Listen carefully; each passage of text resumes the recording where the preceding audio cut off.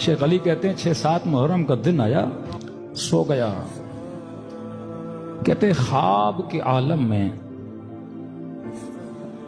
غالباً اپنے بابا کو یا کس کو دیکھا، وہ کہہ رہے تھے کہ شیخ علی اس کمرے میں رسول خدا بیٹھے ہیں اور امام حسین بیٹھے ہیں، اور مجھے کہہ رہے ہیں کہ شیخ علی کو بلاؤ کہ لیے ذکر مصیبت کرے۔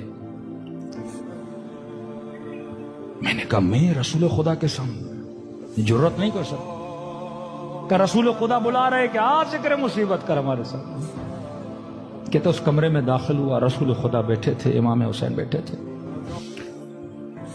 میں نے کہا جی یا رسول اللہ، کہ میرے حسین کے بچوں کے مسائل پڑھو۔ یا رسول اللہ میں کیسے جرت کر سکتا ہوں؟ یا رسول اللہ میرا گلا خراب ہے، کینسر کا مریض ہوں، کہ اللہ تجھے شفا دے گا۔ کہ کون سی مصیبت پڑھوں؟ کہ شیخ علی میرے حسین کی 4 سالہ بچی کے مسائل پڑھو، کہ رقیہ کے مسائل پڑھو۔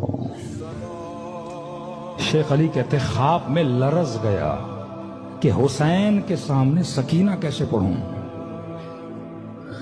رسول خدا کے سامنے سکینہ کے مصائب کیسے پڑھوں، جناب رقیہ کے مصائب کیسے پڑھوں۔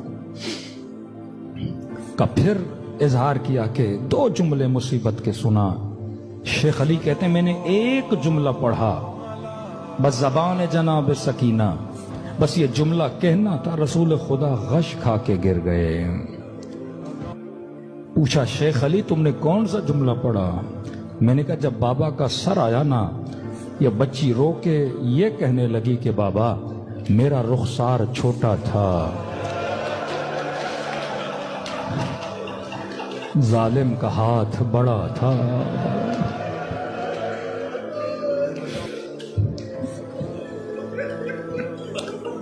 کا خواب کے عالم میں اتنے لرز رہے تھے کہ ان کی زوجہ نے ان کو اٹھایا، شیخ علی اٹھ، کیا ہوا؟ کا نیند سے اٹھا، پسینے سے گیلا۔ کا کیا ہوا؟ کا خواب میں رسول خدا آئے، سکینہ کے مصائب پڑے، رسول بے ہوش ہو گئے۔ شیخ علی کہتے ہیں ایک مرتبہ گلے کی طرف نگاہ کی، اللہ نے مجھے شفا دی۔